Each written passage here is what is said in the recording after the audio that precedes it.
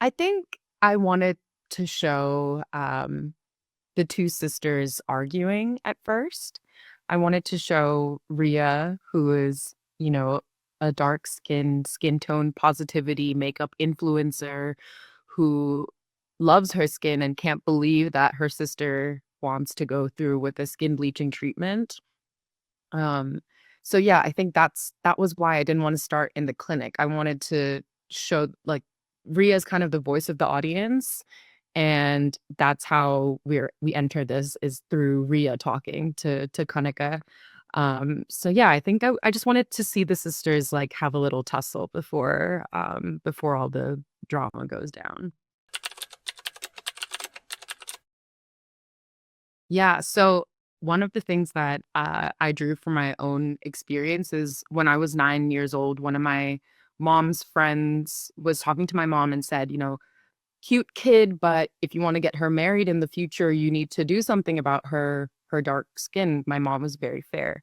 Um, and my mom, she, like, listened to her friend, and she put me in a bathtub and put this sort of homemade bleaching cream on me. And I have a very, visceral memory of screaming and crying in the bathtub. I'm only 9 and, like, not kind of realizing I even have a body at the same time. And yeah, I think I wanted that feeling of being trapped, to reflect in the film, and that's why I created this tank where you're kind of you're locked in a claustrophobic space and you can't get out. You've sort of made your decision.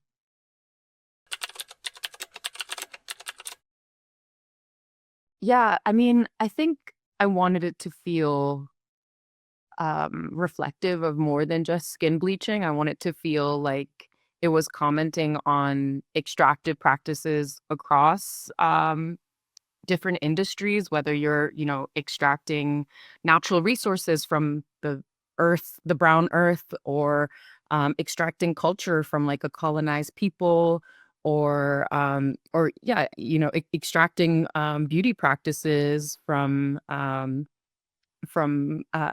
minorities and people of color. So, yeah, I wanted it to feel like it represented more than just skin bleaching. Of course, it does comment on white women wanting to be tanner and women of color wanting to be fairer, but the cost of those desires is much higher for women of color. And I think that was also something I wanted to touch on in the short.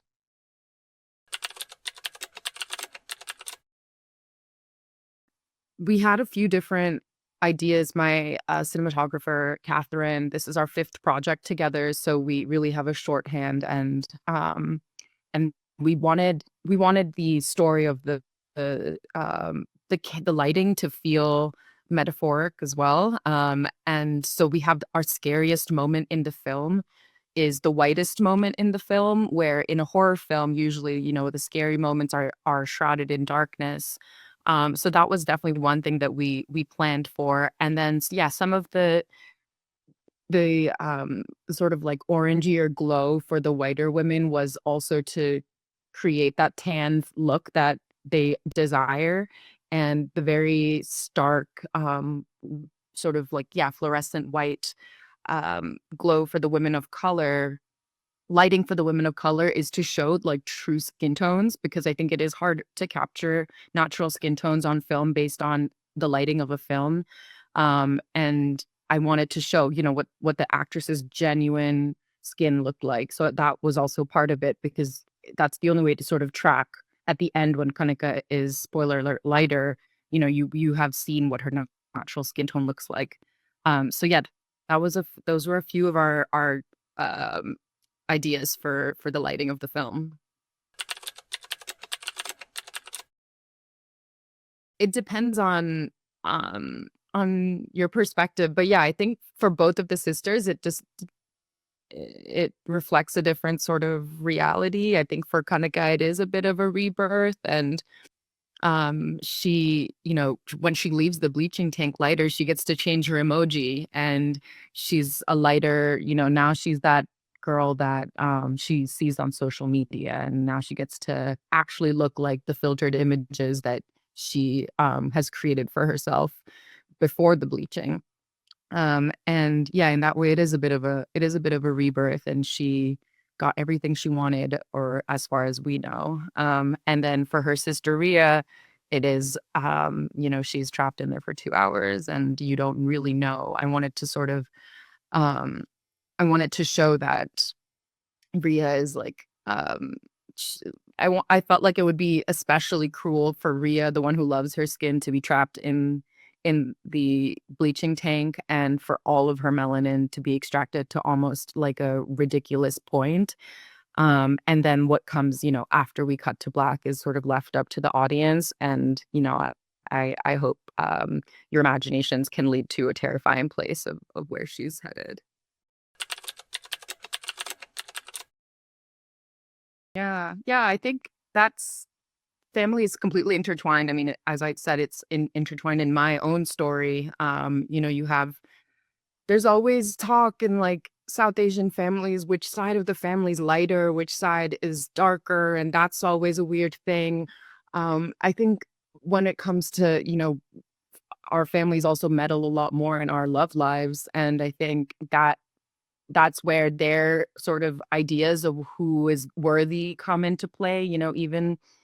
Even in America, like, you have, people meeting guys on dating apps. You have darker skinned women meeting guys on dating apps, and Indian American guys, and you think, okay, by now we're all past this, where we're literally meeting on Hinge in New York City. Like, how can colorism play into this? And then eventually these men will say, oh, well, my mom saw your picture. And at that point, it's like, no, your mom isn't the one who has these opinions. You also, because you're listening to your mom, have these opinions. So I feel like in that way, like, we blame our parents and say they're so traditional, but we also see those cycles playing in our lives. So yeah, I think yeah, we are just a product of our families, and once you have that like ingrained bias, it's so hard to break those like structures. Yeah.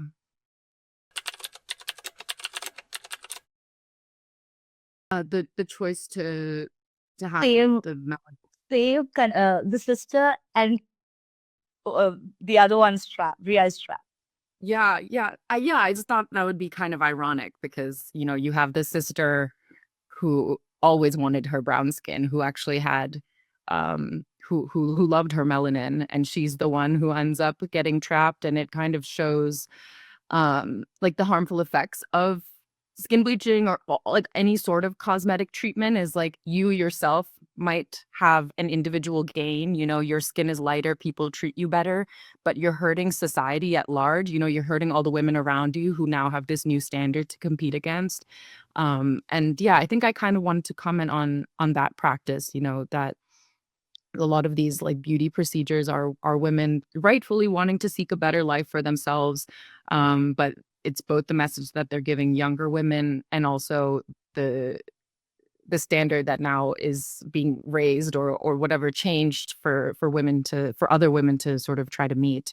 Kind of hurts like women as a whole.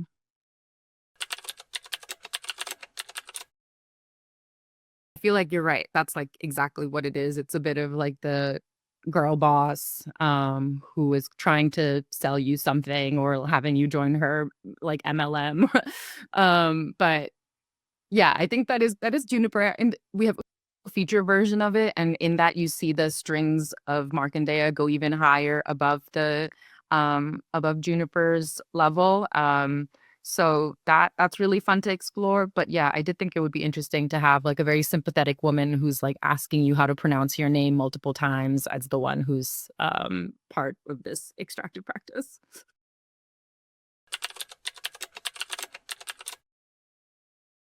So I think they are ignorant of where the melanin is coming from. They just have heard about this place where you have a fountain of youth and you're suddenly tanner and younger, and they don't know. Because yeah, I think we're so divorced, from the items we buy, and like where the makeup we put on is created, is made, and we just are like these sort of mindless consumers, not knowing the harm that we're inflicting. And I kind of wanted them to be similar to that. And yeah, I feel like what they want is completely relatable. They're older women who want to look younger. That's like across cultures, that's, what we've been taught to desire. So no, I don't judge them at all. I think, they're there to do what Kanika's there to do, is make themselves feel better about themselves.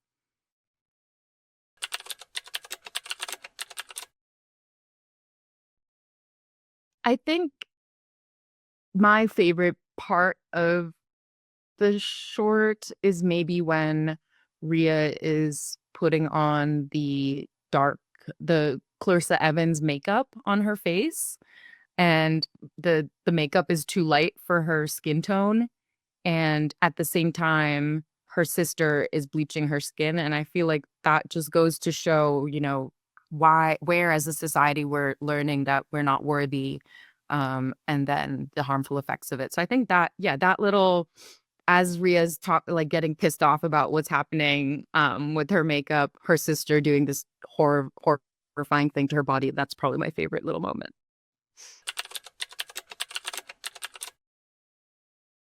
Yeah, so we have a feature script for Skin, which we workshopped in the Sundance Labs last year, and we actually wrote the feature before we did the short.